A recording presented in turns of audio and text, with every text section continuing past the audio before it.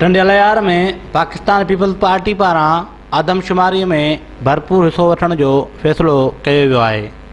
टंडियालयार में पीपी जे नए नामज़द थियल ज़िले सदर ज़ुल्फ़कार सत्तार बचाणी उन हवाले सां अहम मोड़को कोठायो, जंहिंमें पार्टी जे उहिदेदारनि चूंडियल नुमाइंदनि वॾे अंग में शिरकत कई। आदमशुमारी हिसाब सां असां इहो डिसाइड कयो आहे त असां कमेटियूं ठाहींदासीं यूनियन वाइज़, जंहिंमें ॿ टे जंहिंमें चेयरमैन यूनियन काउंसिल जा, वाइस चेयरमैन ऐं जेके काउंसिलर हुननि सां 2 खां 3 वर्कर पार्टी जा अटैच कंदासीं।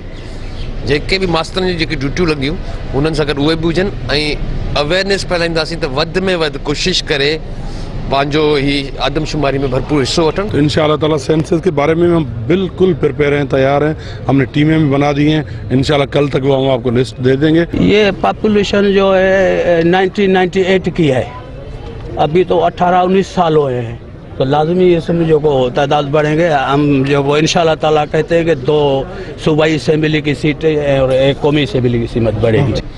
कोई अलग क़यादत सूबाई क़यादत जो हुक्म तहत तो असीं आदमशुमारी के मसले के इंतहाई हसास तरीक़े से इलाही संजीदा तरीक़े से हेठी सतह ताईं असो हर मानू उन में शामिल रहे। जेतरी अवेयरनेस पैदा कयूं त सिंधी लिखराए बलोच हुजे मुहाजिर हुजे कोशिशि कंदासीं। असांखे पार्टी तरफ़ां भी इंस्ट्रक्शन आहिनि त भरपूर हिस्सो वठो ऐं भरपूर कोशिशि माण्हुनि सां मोटिवेट कंदासीं ऐं जेके गवर्नमेंट जूं टीमूं हूंदियूं उन्हनि सां असां पाण वर्कर पाकिस्तान पीपल्स पार्टी जा टीमनि सां गॾु वञी आदमशुमारी में भरपूर नमूने सां हिस्सो वठूं। कोशिशि कंदासीं त असां माना जेको सो उन खाने में जो सो नालो कहिड़ी बि ॿोली हुजे, सिराइक हुजे, पंजाबी हुजे, कहिड़ी बि हुजे, पर जेको सो उन में सिंधी लिखाइजे। टंडियालयार में पीपी पारां इजलास में इहो पिणु फ़ैसिलो कयो वियो आहे यूसी सतह ते टीमूं जोड़े हेठी सतह ते जागरूकता मुहिम हलाई वेंदी।